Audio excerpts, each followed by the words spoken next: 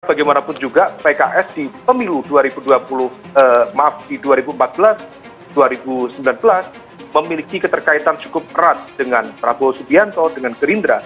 Kalaupun kemudian sekarang mau bergeser, maka kemudian mencoba untuk meyakinkan diri.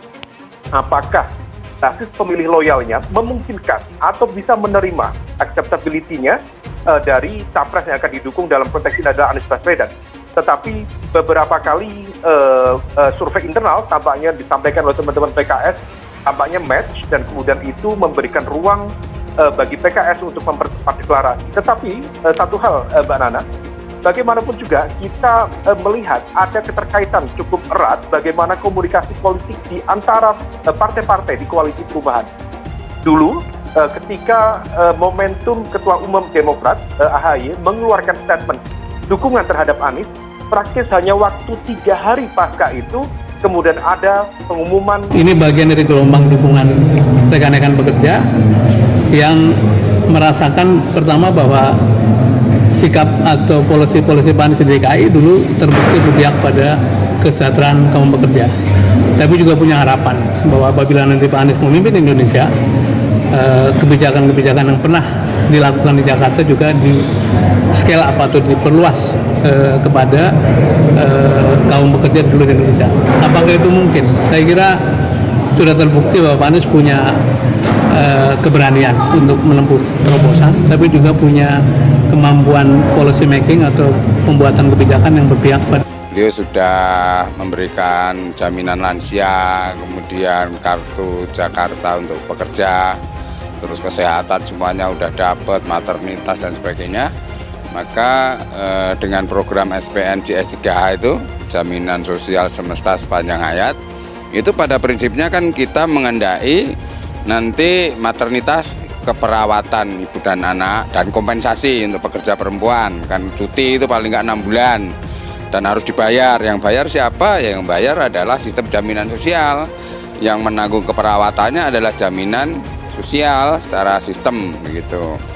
Nah begitu juga jaminan kesehatan itu sudah nggak usah ribut-ribut lagi tentang registrasi, bayar iuran apa enggak, kemudian terdaftar apa enggak, itu orang bukannya sembuh rumah sakit ya tambah parah begitu. Nah begitu juga para pekerja yang mengalami kecelakaan kerja, meninggal dunia, itu secara otomatis. Secara terbuka PKS mendukung Anies Baswedan. Kemarin Pak Surya Paloh bertemu dengan AHY, dan hari ini juga deklarasi dari PKS dilakukan secara terbuka. Hal ini menunjukkan bahwa sebenarnya komunikasi itu telah dilakukan secara intens dan bagaimanapun juga potensi yang berpotensi bisa mendukung atau menghadirkan basis pemilih loyal yang memadai yang memberikan insentif elektoral kepada PKS kemudian bisa dilakukan. Dan itu cukup menarik bagi PKS, setidaknya ternyata match antara capres Anies Baswedan dengan basis pemilih loyal PKS di berbagai wilayah di Indonesia. Antara PKS dengan Gerindra tampaknya juga menyisakan luka, terutama pasca Gerindra, Pak Prabowo sendiri kemudian menjadi bagian integral dari pemerintahan Pak Jokowi, di mana PKS ditinggalkan begitu saja. PAN sendiri juga bergabung dengan pemerintahan yang ada. Nah itu memberikan ruang kontemplasi, refleksi kembali bagi PKS untuk mengatur ulang strategi. Masuk usia pensiun, kemudian masuk lansia, jaminan hari tua, dan PHK, pesangon itu otomatis mereka akan mendapatkan skema-skema jaminan sosial semesta sepanjang hayat itu yang bentuknya adalah jaminan pengangguran, jaminan hari tua, jaminan pensiun, jaminan pesangon. Dan mungkin Bapak Ibu semuanya agak bingung ya bedanya apa tuh JHT, jaminan pensiun dan jaminan pesangon begitu.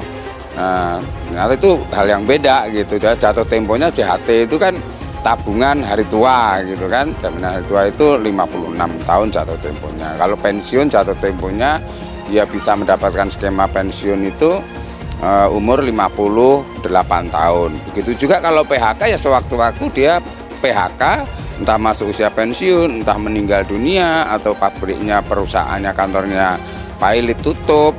Tampaknya pada penetapan siapa kemudian cawapres yang bisa mendampingi Anies Baswedan, dan kalaupun ada partai politik tidak mendapatkan posisi cawapres, maka apa kompensasi yang bisa diberikan kepada partai politik tersebut. Baik. All about politics, dan politik itu adalah sebuah mekanisme yang sangat dinamis, who get what, siapa mendapatkan apa.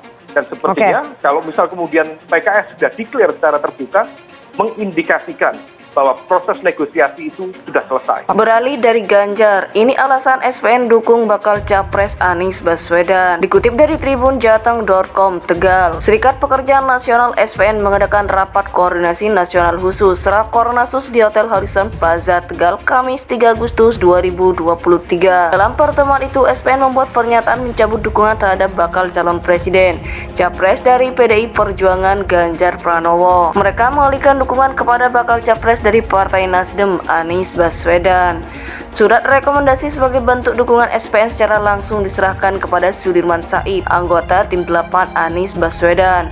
Ketua Umum SPN Joko Riono mengatakan, para pengurus SPN merasakan bahwa Anies Baswedan berpihak kepada para pekerja selama menjadi Gubernur DKI Jakarta.